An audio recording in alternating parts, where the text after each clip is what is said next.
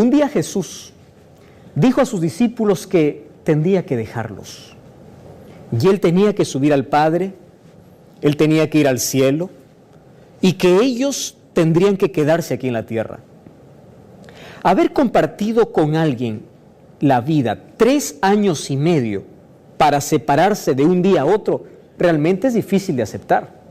Tú te acostumbras con alguien que convives 1 mes, 2 meses, 1 año, 2 años, 3 años. Te imaginas su maestro, su salvador. La expectativa que los discípulos tenían de Jesús era que en algún momento Él sería el rey de los judíos y Él los iba a libertar del yugo romano. Con ese Jesús caminaron, vieron sus manos allí siendo clavadas en una cruz, lo vieron resucitar, lo vieron hacer milagros. Realmente separarse de alguien así cuesta mucho, pero más les iba a costar porque esta vez esta separación no tenía una fecha de encuentro. Él solamente dijo, volveré. ¿Cuándo? Señales habrá, pero no hay fecha. Y en los últimos días, las últimas palabras de Jesús a sus discípulos fueron llenas de promesas y esperanza. ¿Por qué cargó todas las promesas a los últimos días? Porque Jesús sabía que las últimas palabras no se olvidan. Difícil de olvidar. Si yo tuviese que fallecer después de este sermón, sé que este sería el sermón que todo el mundo recordaría, porque serían las últimas palabras, mi último mensaje. Nadie olvidaría, lo último nunca se olvida.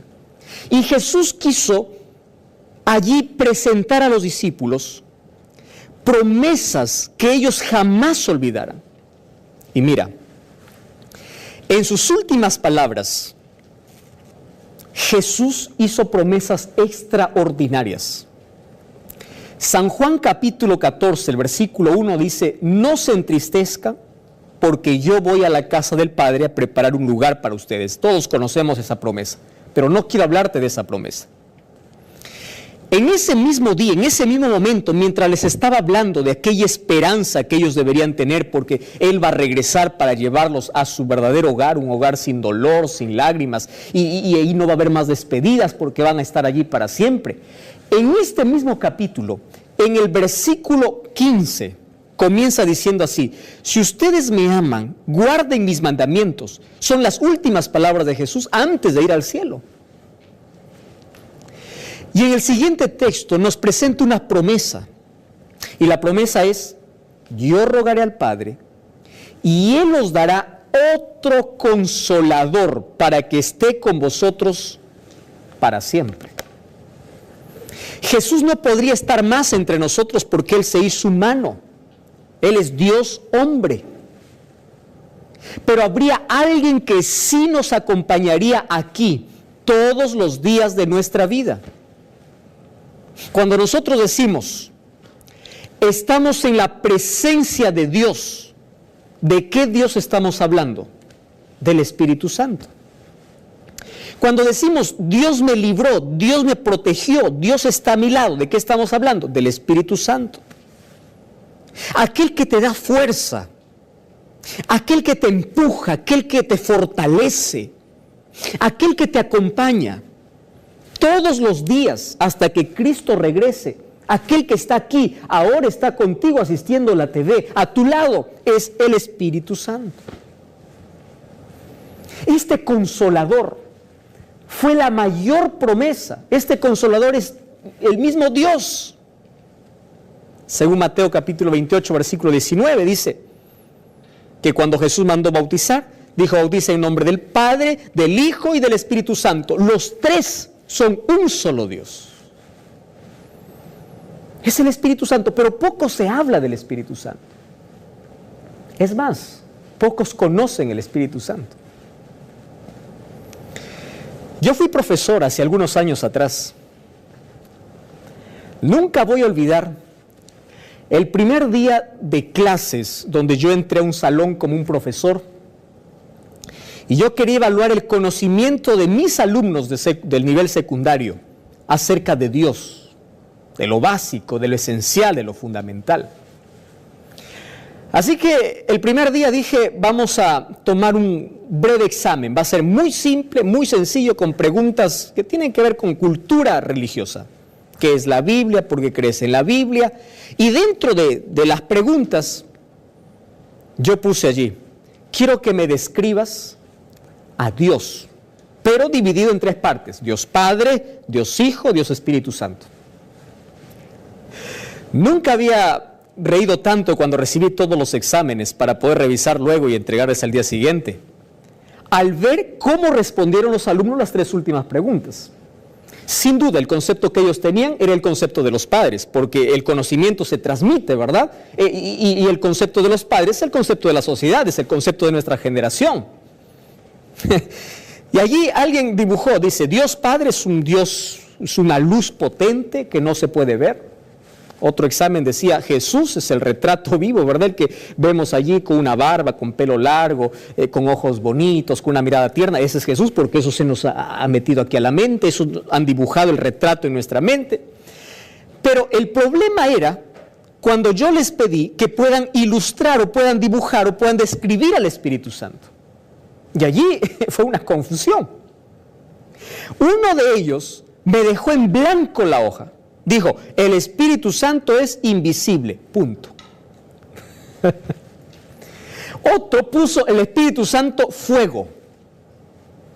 Otro, el Espíritu Santo una paloma. Ahora, si nosotros vamos a la Biblia, encontramos que el Espíritu Santo es simbolizado por diferentes imágenes. Fuego, ¿recuerdas Hechos 2? Apareció como lenguas de fuego allí mientras los discípulos estaban orando después de 50 días que Jesús fue al cielo y descendió el Pentecostés, es decir, el Espíritu Santo, la promesa de Dios hecha realidad. Ahora apareció como lengua de fuego.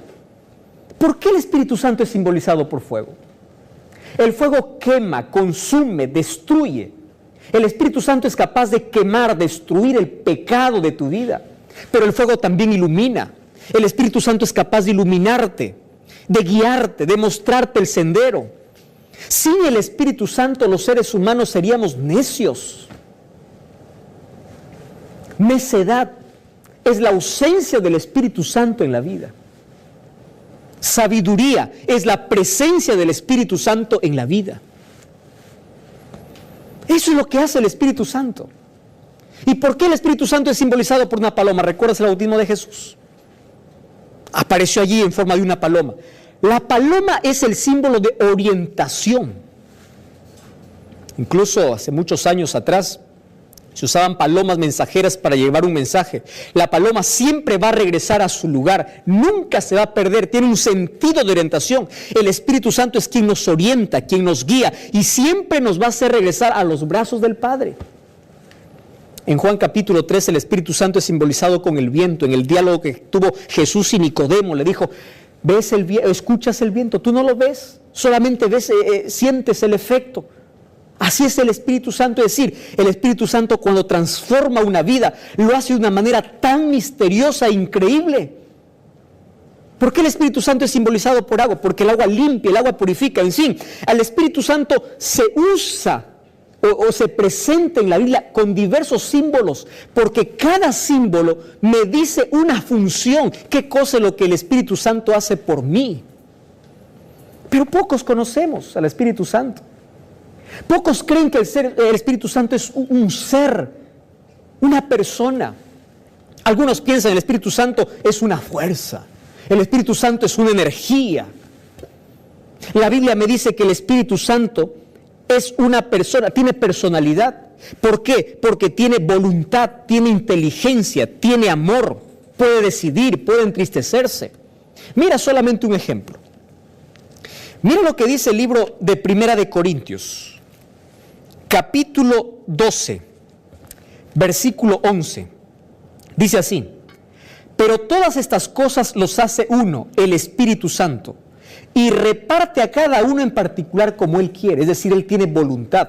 Una fuerza no tiene voluntad, una energía no tiene voluntad, pero el Espíritu Santo tiene personalidad.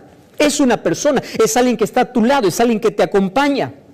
El Espíritu Santo también puede examinarte. El libro de Romanos capítulo 8, versículo 26, dice que tiene inteligencia porque examina, discierne el corazón del ser humano. El Espíritu Santo puede amar, Romanos 15, 30. Es amor. El Espíritu Santo es poder. ¿Recuerdas a Pedro predicando con un solo sermón, un solo mensaje, más de 3,000 personas aceptando a Jesucristo? ¿Por qué? Porque el Espíritu Santo usó a Pedro.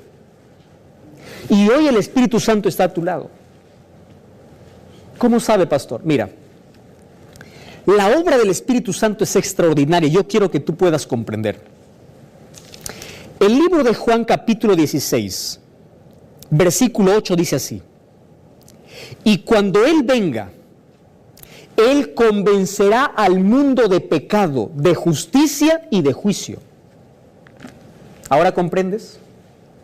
Cuando una persona dice, yo tengo necesidad de Dios, no es que el ser humano necesita de Dios o tiene necesidad natural. El Espíritu Santo está tocando su corazón.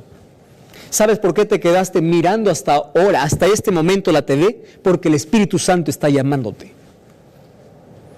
El Espíritu Santo puede usar instrumentos humanos, imperfectos, pecadores, falibles como yo, pero puede usar en un momento para decirte cuánto te ama y qué plan tiene para tu vida.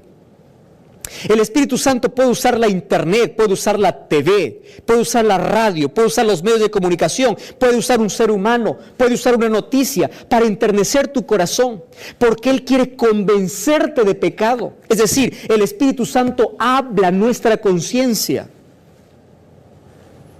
y hace sentir nuestra necesidad porque nos hace ver nuestra realidad. El Espíritu Santo fue quien incomodó a Adán cuando pecó. Pero el ser humano, cuando se incomoda por su conciencia, en lugar de correr a Dios, corre de Dios en sentido contrario. Pero el Espíritu Santo es el encargado de convencer. Cuando hay alguien que se convierte, cuando hay alguien que acepta a Jesús, no es porque Él quiere, es porque el Espíritu Santo le convenció. Eso es el trabajo del Espíritu Santo, convencerte de pecado, convencerte que necesitas un Salvador, que necesitas de Jesucristo, que necesitas poner tu vida en armonía con la ley de Dios. ¡Qué maravilla! Y cuando el ser humano da lugar al Espíritu Santo en su vida, el Espíritu Santo lo transforma, cambia sus hábitos, cambia su vida. El borracho ya no bebe más, el drogadicto no se droga más, porque es transformado por el poder del Espíritu Santo. Él es quien te acompaña. Pero mucho cuidado con lo que te voy a decir ahora. El Espíritu Santo puede hablar a la conciencia y la conciencia se encarga a veces de atormentarnos. Una publicación yo hice esta semana y decía, la conciencia es como una abeja, bien tratada te da miel, pero cuando la ofendes te clava el aguijón. El Espíritu Santo puede convencerte a través de ella. Sin embargo, hay muchas conciencias cauterizadas que ya no tienen noción de pecado. Hacen el mal, se deleitan haciendo el mal porque perdieron ese sentido de escuchar la voz del Espíritu Santo. Y mira lo que dice Efesios capítulo 4, versículo 30. Mucha atención aquí. Efesios 4:30. Dice, no entristezcáis al Espíritu Santo de Dios. Quiere decir que el Espíritu Santo se entristece. ¿Y en qué momento se entristece? Cuando el ser humano se ensordece, cuando el ser humano se encapricha, cuando el ser humano, a pesar de tanta evidencia, a pesar de tantas cosas que ha visto en su vida, no quiere saber nada de Dios. El Espíritu Santo te llamó a través de tu esposa, a través del pastor, a través de tu hijo, a través de una enfermedad, a través de ese accidente que tuviste, te llamó a través de ese fracaso para que vayas a Jesús y a pesar de eso insistes en ser rebelde. El Espíritu Santo se entristece. ¿Y sabes qué ocurre cuando entristecemos el Espíritu Santo? Marcos capítulo 3 versículo 28 dice, De cierto os digo, todos los pecados serán perdonados a los hijos de los hombres, pero cualquiera que blasfeme contra el Espíritu Santo no tendrá jamás perdón. ¿Sabes lo que está diciendo la Biblia? No juegues con el Espíritu Santo. ¿Cuántas veces ya escuchaste su voz hablando a tu corazón? ¿Cuántas veces te llamó? ¿Cuántos años de tu vida viene diciéndote que es hora de que te entregues a Jesús? Pero el ser humano se enterquece. Y llega un momento en que el ser humano no tiene más necesidad de Dios. Y cuando no tiene necesidad de Dios, no va a Jesús para pedir perdón. Y si no pide perdón, no tiene perdón. ¿Qué cosa es pecado contra el Espíritu Santo? No es un acto. Pecado contra el Espíritu Santo es un acto continuo de desobediencia. Cada vez que el Espíritu Santo te llama, tú dices no. Y otra vez el Espíritu Santo te llama y tú dices no. Y el Espíritu Santo insiste y tú dices no, y no, y no, y no. Que un momento llegas a acostumbrarte tanto con el pecado que para ti es normal. Empiezas a perder la conciencia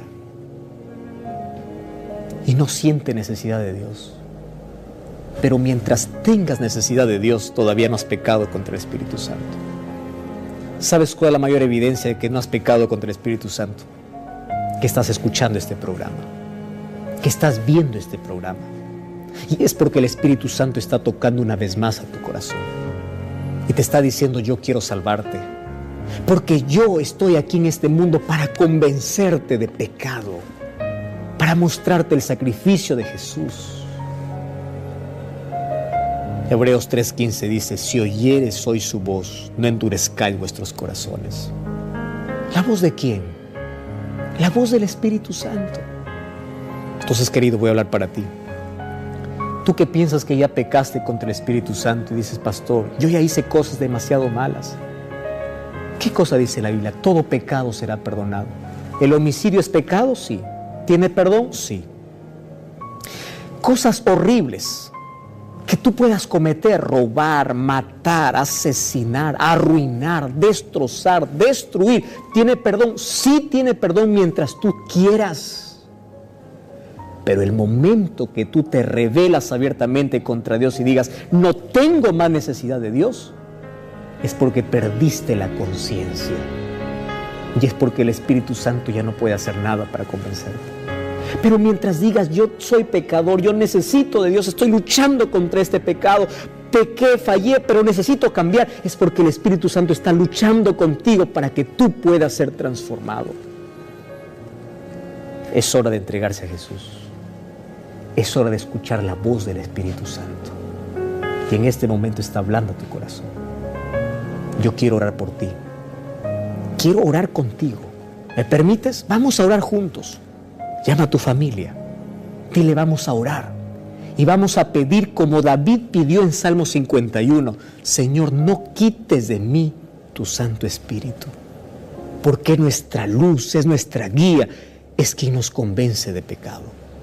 Cierra tus ojos. Vamos a orar. Querido Dios, gracias porque hoy el Espíritu Santo habla a mi corazón y me hace ver la realidad de mi vida. Hoy quiero ser transformado por ti. Hoy quiero que tú me ayudes a cambiar. Quiero que entres en mi vida, que me perdones. Quiero sentir paz en mi vida, en mi corazón. Quiero ser una persona transformada por ti. Y quiero tener la salvación, el gozo de la salvación en mi corazón. Gracias por la oportunidad que me das. Esta vez escucho tu voz y me entrego a ti en el nombre de Jesús. Amén.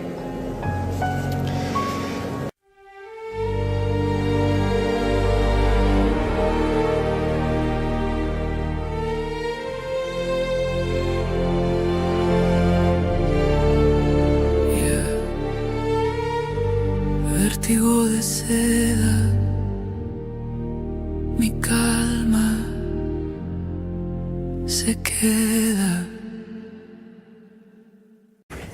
El libro de Juan, capítulo 10, versículo 9 y versículo 10 Jesús dice lo siguiente. Juan 10, 9 y 10. Yo he venido, o el que entra por medio de mí será salvo. El ladrón no viene sino para hurtar, matar y destruir. Pero yo he venido para que tengan vida y para que la tengan en abundancia. Qué interesante. El 9 dice, yo soy la puerta y el que entre por mí será salvo. El 10 dice, el ladrón viene para hurtar, matar y destruir, pero yo vine para que tengas vida y vida en abundancia. Presta atención, esta declaración de Jesús tiene algunas indicaciones que necesitamos hoy conocer. En primer lugar, Jesús quiere el bienestar de sus hijos, de sus criaturas. Y Jesús quiere que sus hijos puedan tener calidad de vida. No solamente vida, Dios otorga vida, pero la calidad de vida va a depender mucho de la fe, de la relación con la vida que es Dios y de la obediencia. Por eso es que Dios estableció principios para que el ser humano pueda tener el bienestar completo. Salvación no solamente tiene que ver con vida eterna, futuro. Salvación tiene que ver con calidad de vida en el presente. La salvación impacta nuestra manera de vivir, de pensar, de comer, de relacionarnos. La salvación involucra toda la vida. Por eso Dios dejó principios establecidos en su palabra, porque salvación incluye cada área de nuestra vida. Satanás ha hecho pensar que la salvación solamente tiene que ver con pensar en Dios y relacionarse con Dios. No. Para que exista bienestar completo, Dios quiere salvarnos de todo. De nuestra mala administración de finanzas, de nuestros malos hábitos que destruyen nuestra salud, de nuestro carácter deformado que destruye nuestras relaciones. Dios quiere salvarnos de todo. Y obviamente que finalmente del pecado para darnos vida eterna. ¿Qué hace Satanás? Satanás viene y nos hace pensar, salvación solamente que vayas a la iglesia, punto final. Pero tu comida, come lo que quieres, tus finanzas, administralo como quieras, tu carácter continúa así, porque lo que importa es que solamente vayas a la iglesia, creas que Dios existe y listo. Satanás, por eso es que ha llegado con grande ira para destruir a todos, especialmente a aquellos que dicen creer en Jesús, llevándoles una vida incoherente entre un Dios que los quiere salvar y un enemigo que los quiere destruir. Pero el ser humano busca para que Jesús les salve solo cuando esté en problemas, pero el resto vive como quiere. Y aquí voy a colocar una frase que espero que quede claro. Dios no es cómplice de nuestros malos hábitos. No es cómplice. Cuando yo le digo a Dios, Señor, cúrame, lo primero que yo debo pedir es, Señor, dime en qué debo cambiar. ¿Qué hábitos debo abandonar? Porque ¿de qué sirve que Dios me cure de una enfermedad si yo voy a seguir consumiendo lo mismo que me llevó a la enfermedad? Si yo voy a continuar con el mismo estilo de vida que me llevó a esa dolencia. ¿De qué sirve? Y muchas veces lo que Dios quiere primero transformar es nuestros hábitos, nuestra manera de pensar, nuestro interior, aquello que nos llevó a ese problema. Pero nosotros no entendemos. Nosotros reclamamos salud, reclamamos vida, reclamamos, Señor, quiero esto, quiero lo otro. Hijo, dice, ¿de qué sirve que yo te dé si tú no has aprendido a abandonar aquello que te llevó a ese problema? Muy bien. Todo cambio es un proceso y los cambios responden por lo menos a 3 preguntas urgentes. ¿Qué debo cambiar? ¿Por qué debo cambiar? ¿Cuándo voy a cambiar? Esas 3 cosas tienen que formar parte de nuestro plan. Y la Biblia me muestra principios que Dios estableció para que el ser humano pueda entrar en ese proceso. Y no está solo el ser humano. Dios está allí para ayudarlo. Voy a compartirte algunas cosas que probablemente no lo hemos pensado, o si lo hemos pensado de manera superficial lo hemos hecho. Cada vez nos alarmamos cuando existe una noticia triste y a la verdad Esas noticias nos estremecen, nos llevan a la reflexión y echamos siempre la culpa a alguien que ocasionó. Por ejemplo, voy a colocar aquí apenas algunos titulares, los últimos titulares que siempre han alarmado. Un avión se estrella con 150 personas a bordo. Y uno se pregunta, ¿quién es el culpable? ¿O es falla técnica? ¿O es el piloto? ¿O hubo algún responsable? Y claro, 150 vidas. No estamos hablando de números, estamos hablando de vidas. La noticia termina diciendo, todos muertos. Esos titulares nos estremecen, porque detrás de cada persona fallecida hay una familia, hay hijos que quedan huérfanos, hay familias que quedan desamparadas, hay dolor. Muy bien, nos estremece. Pero, préstame atención a lo que te voy a decir. No nos estremece tanto la noticia de que todos estamos en un avión en esta vida. Y hay un avión en esta vida que está matando o que se estrella con 20,000 pasajeros por día y 20,000 personas mueren por un ataque cardíaco. Ese avión que lleva 20,000 pasajeros por día se estrella porque todos mueren diariamente, 20,000 personas por día por causa de un ataque cardíaco. Esto significa más o menos 380 aviones con 800 personas estrelladas en el viaje de la vida. ¿Nos estremecemos por un titular? Sí, pero nos olvidamos del otro. Existe un avión más peligroso que se llama ataque cardíaco. Pero las noticias no se enfocan en eso. ¿Por qué razón? Porque eso tiene que ver con productos que consumimos, con hábitos que tenemos, y eso no conviene a las grandes empresas. Mientras los accidentes aéreos, obviamente que son poco comunes, quiero que sepas que día a día 20,000 personas mueren a causa de un ataque al corazón. Otra noticia estremecedora. 20 estudiantes y maestros murieron en un tiroteo escolar y hay 35 heridos. Estremecidos, por supuesto. Nos estremece esa noticia. Pero en ese mismo día que existe un tiroteo y mueren varios estudiantes y hay 35 heridos, en ese mismo día, 20,822 personas recibieron un disparo por un asesino llamado cáncer. ¿Quién es el responsable? Productos industrializados, malos hábitos que día a día están matando a las personas más que cualquier asesino que entra a acabar con la vida de unas personas. 20,282 personas día a día son disparadas por el cáncer. Nos estremecemos con la noticia. Un huracán mató 500 personas, hay 800 desaparecidas. Pero en ese mismo día que un huracán puede matar 500 personas, en ese mismo día 17,000 personas fueron muertas por un huracán llamado accidente cerebrovascular, ACV. En ese mismo día, diabetes llevó a 15,000 personas todos los días.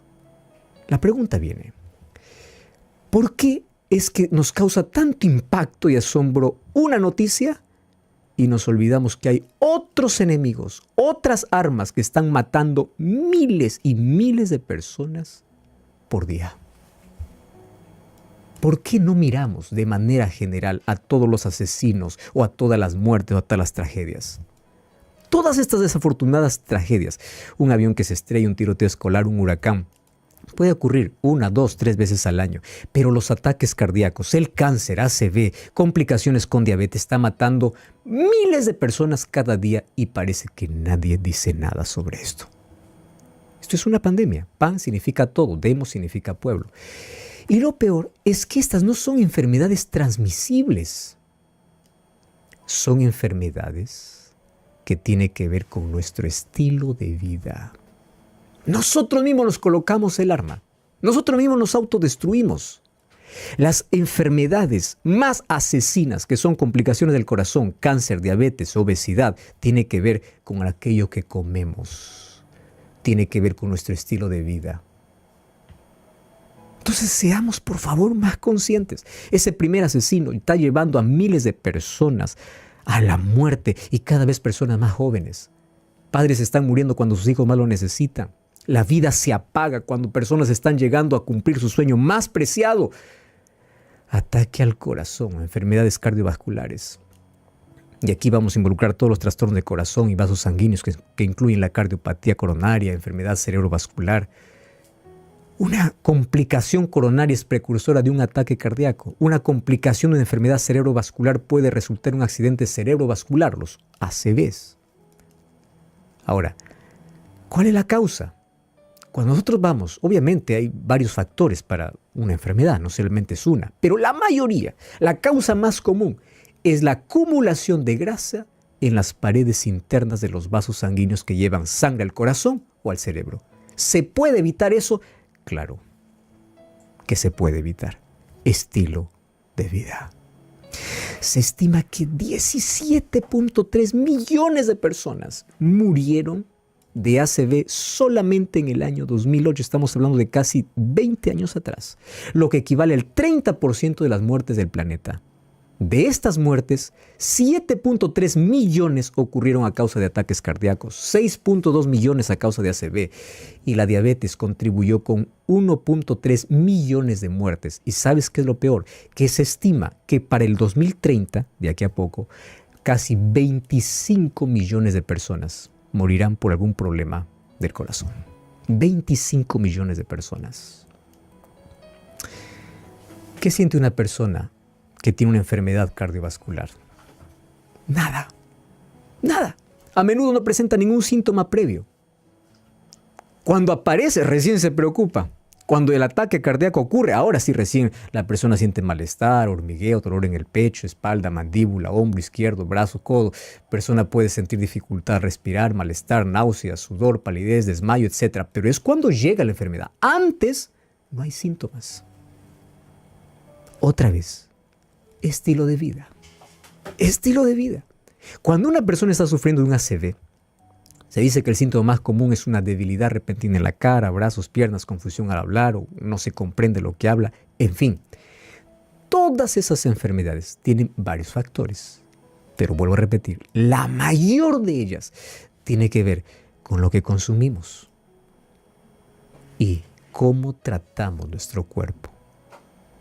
Ejercicio, agua, descanso, todo lo que Dios ha provisto para que el ser humano no pueda entrar a esos casos. Mas el ser humano primero gozó su paladar, primero, ¿verdad? Sus gustos antes que los principios.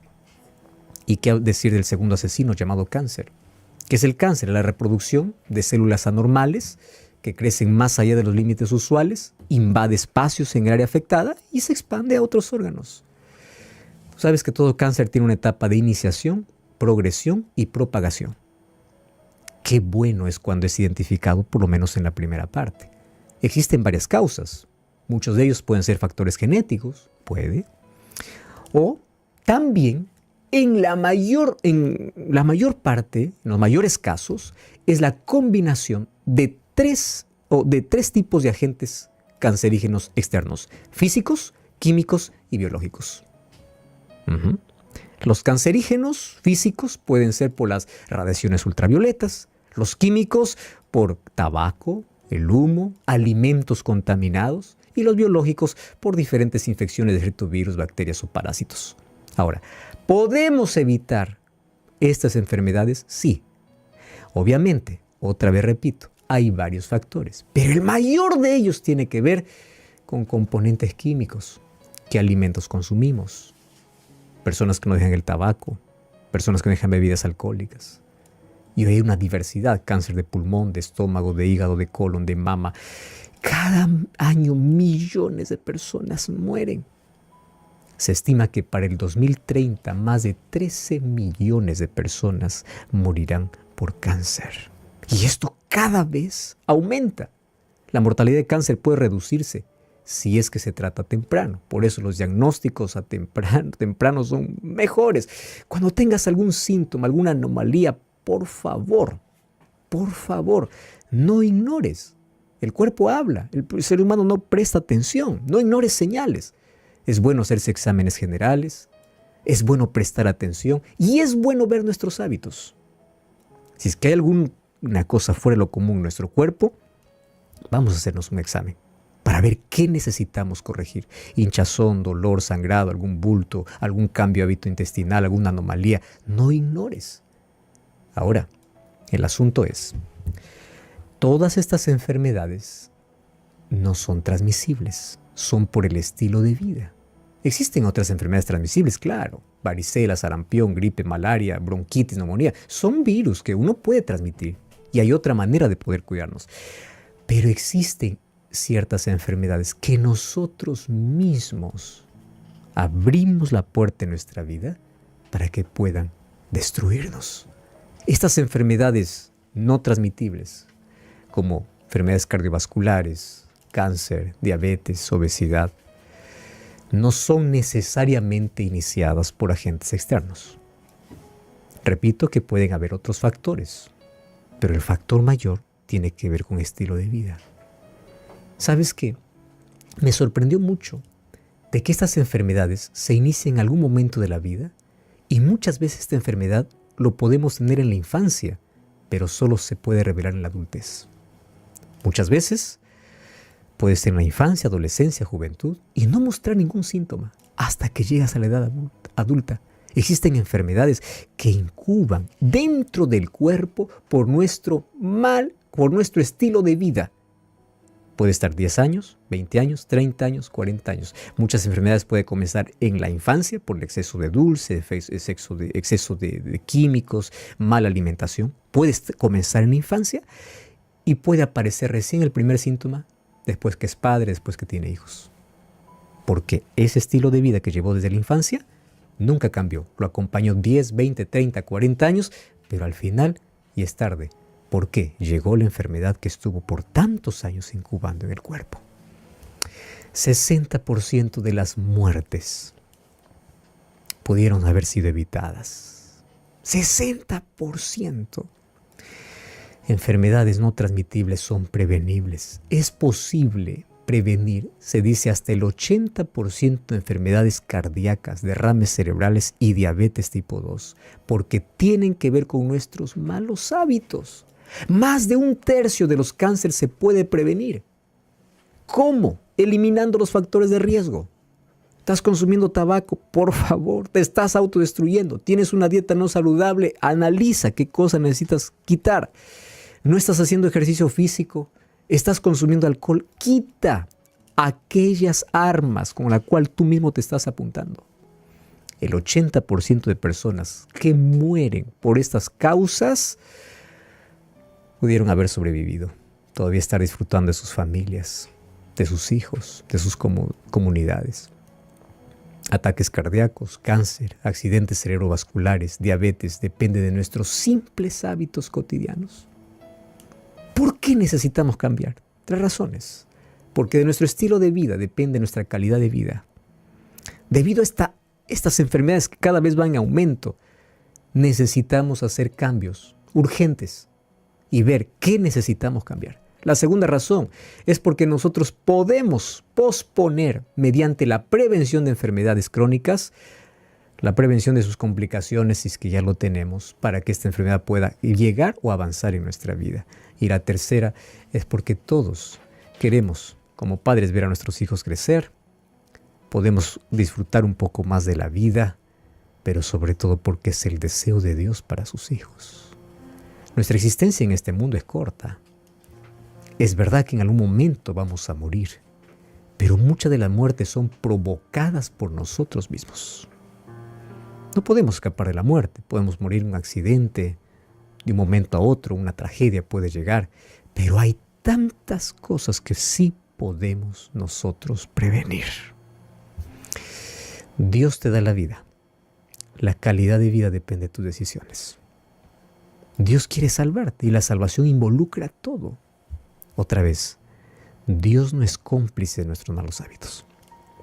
Y cuando las enfermedades llegan a nuestra vida, es el llamado más urgente de parte de Dios para decir, cambia por favor algunos hábitos.